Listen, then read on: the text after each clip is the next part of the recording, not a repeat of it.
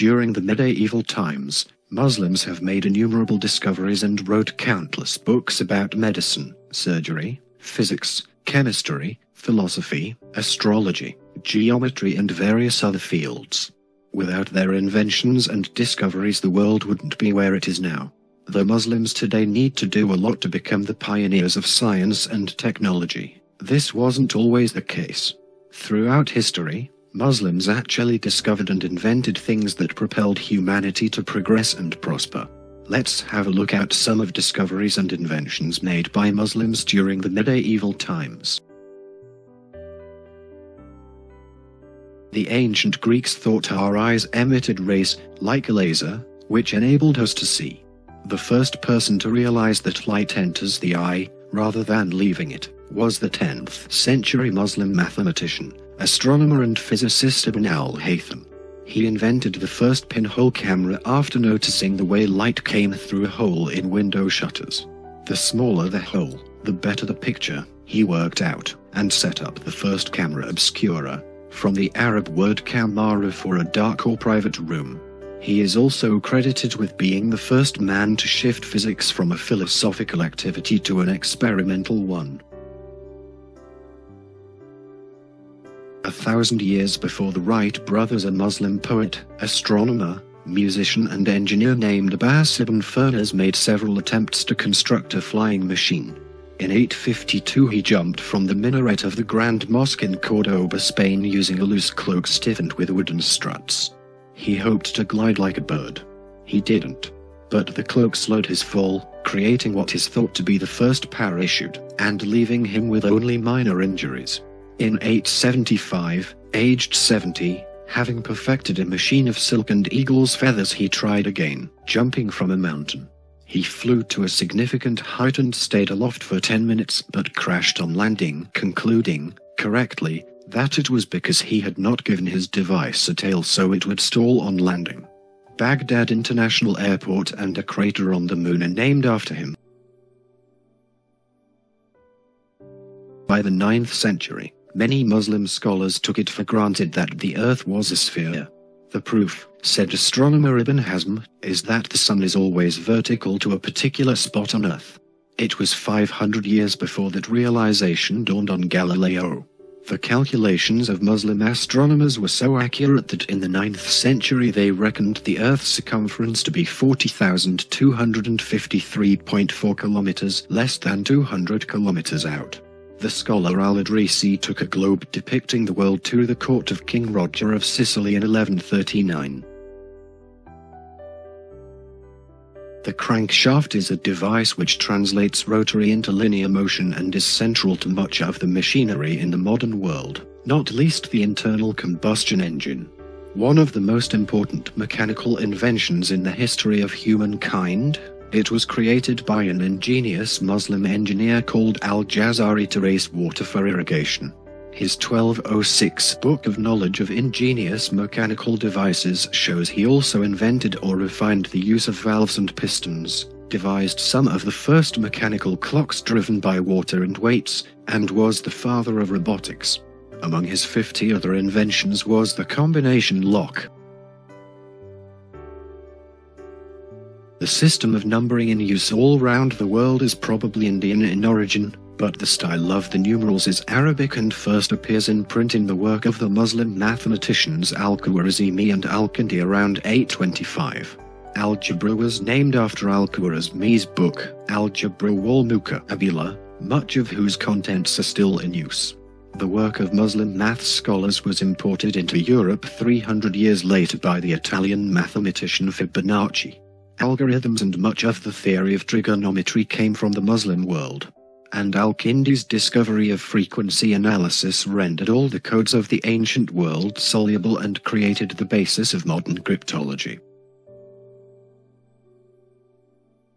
An Arab goat herder in Ethiopia was one day grazing goats and observed that his goats became more energetic and much livelier than before after some time.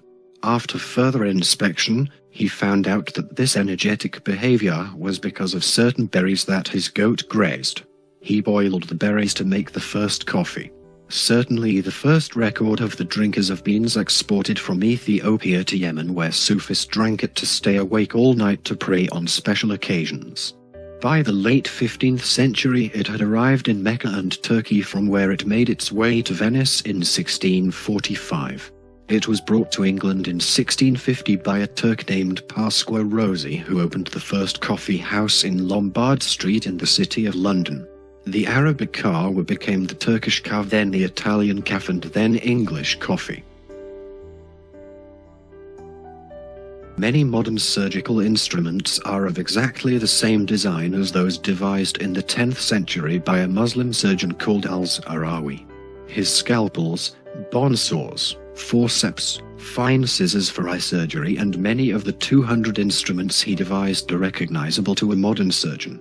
He wrote Al-Tasrif, his medical encyclopedia, which included a research on surgery. Using instruments for surgery was a revolutionary concept because it enabled science to change from being speculative to something experimental.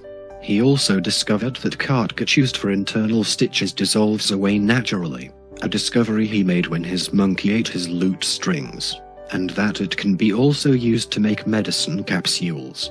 In the 13th century, another Muslim medic named Ibn al-Nafis described the circulation of the blood, 300 years before William Harvey discovered it. Muslims doctors also invented anesthetics of opium and alcohol mixes and developed hollow needles to suck cataracts from eyes, in a technique still used today. The windmill was invented in 634 for a Persian caliph. Initially, electricity wasn't made from these windmills. Instead, they were used to grind corn and draw up water for irrigation. In the vast deserts of Arabia, when the seasonal streams ran dry, the only source of power was the wind, which blew steadily from one direction for months.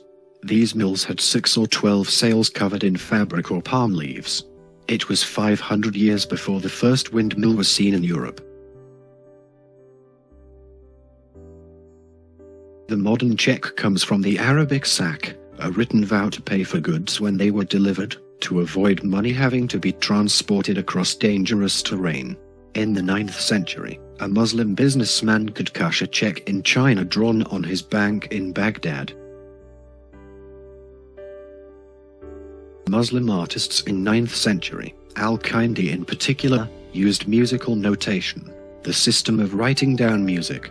They also named the notes of a musical scale with syllables instead of letters, called solmization. These syllables make up the basic scale in music today, and we are all familiar with do, re, mi, fa, so, la, ti. The Arabic alphabet for these notes is dal, ra, mim, fa, sa, lam, sin. The phonetic similarity between today's scale and the Arabic alphabet used in the 9th century is astonishing. On top of that, Muslims were also developing musical instruments. A form of chess was played in ancient India, but the game was developed into the form we know it today in Persia. From there it spread westward to Europe, where it was introduced by the Moors in Spain in the 10th century, and eastward as far as Japan. The word rook comes from the Persian ruk, which means chariot. The fountain pen was invented for the Sultan of Egypt in 953 after he demanded a pen which would not stain his hands or clothes. It held ink in a reservoir and, as with modern pens, fed ink to the nib by a combination of gravity and capillary action.